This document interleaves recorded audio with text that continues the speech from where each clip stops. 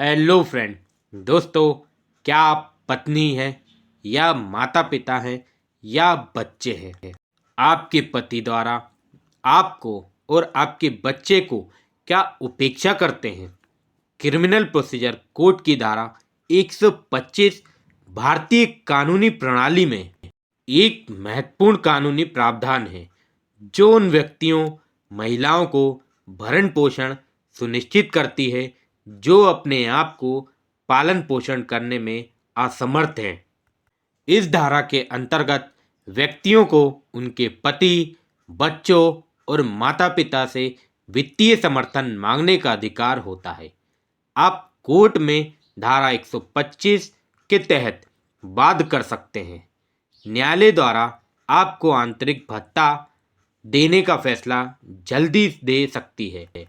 शुरू करने के लिए क्या प्रक्रिया होती है और इसके अंतर्गत वित्तीय सहायता मांगने वाले व्यक्तियों को क्या अधिकार प्रदान करता है, चाहे आप पति हो, पत्नी हो, माता पिता हो या फिर बच्चे हों। ये महत्वपूर्ण है कि आप इस कानून के तहत अपने अधिकारों और जिम्मेदारियों को समझें। सीआरपीसी की धारा 125 क्या कहती है, चलिए उस पर बात करते हैं। पत्नी, संतान, माता पिता भरण पोषण एवं करने के लिए वे धारा 125 दंड प्रक्रिया संहिता के अंतर्गत वाद कर सकता है या कर सकती है।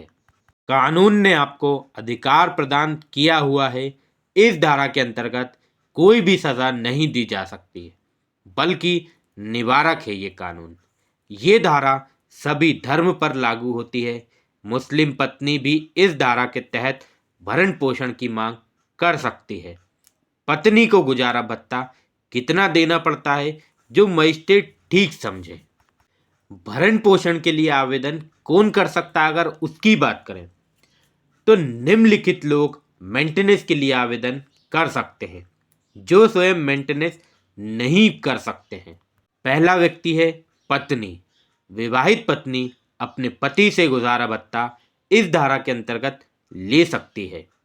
वाइफ पत्नी शब्द के अनुसार वह महिला भी शामिल है जिसका तलाक हो गया है परंतु उसका पुनर्विवाह नहीं हुआ हो। दूसरा व्यक्ति है धर्मज या अधर्मज अवयस्क पुत्र या पुत्री। धर्मज या अधर्मज अवयस्क पुत्र या पुत्री अपना गुजारा भत्ता करने में असमर्थ हो, वह भी कोर्ट में गुजारा भत्ते का आवेदन कर सकते हैं। दोनों धर्म या अधर्मज संतानों को मेंटेनेंस पिता से लेने का भी अधिकार है। अविवाहित वयस्क पुत्री या वयस्क पुत्र।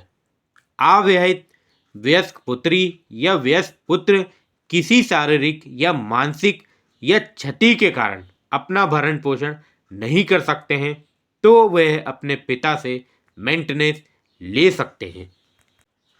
नेक्स्ट है पिता या माता।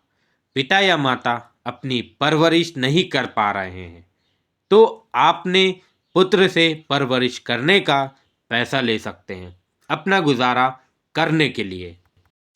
अब बात करें भरण पोषण के लिए आवेदन किस आधार पर किया जाता है, तो जब किसी व्यक्ति के भरण पोषण का नैतिक जिम्मेदारी है, यदि वह गुजारा देने से इनकार कर देता है या उससे उपेक्षा करता है, उसे व्यक्ति के पास पर्याप्त साधन है जिससे कि वह मेंटेनेंस कर सकता है। आवेदनकर्ता एवं उसका गुजारा करने में स्वयं असमर्थ है। गुजारे भत्ते का आवेदन किसके विरुद्ध किया जा सकता है, अगर उसकी बात करें तो इसका आवेदन संतान और पत्नी के द्वारा अपने पति के विरुद्ध, संतान का अपने पिता के विरुद्ध, माता पिता का अपने पुत्र के विरुद्ध कर सकते हैं। पत्नी कब अपना गुजारा भत्ता पाने की अधिकारिणी नहीं है, अगर उसकी बात करें तो यदि पत्नी भरण पोषण पाने की अधिकारिणी नहीं है, यदि वह जब पत्नी अपना जीवन यापन व्यभिचार से बिता रही हो तथा जार कर्म करती है। नेक्स्ट, जब पत्नी अपने पति से आपसी समझौते से अलग अलग रह रही हो। अगला कारण है जब कोई पत्नी अपने पति से पास पर्याप्त कारण के बिना रहने से इनकार कर देती है तो उसको मेंटेनेंस लेने का कोई अधिकार नहीं है। अब हम ये भी समझेंगे कि पर्याप्त कारण क्या है।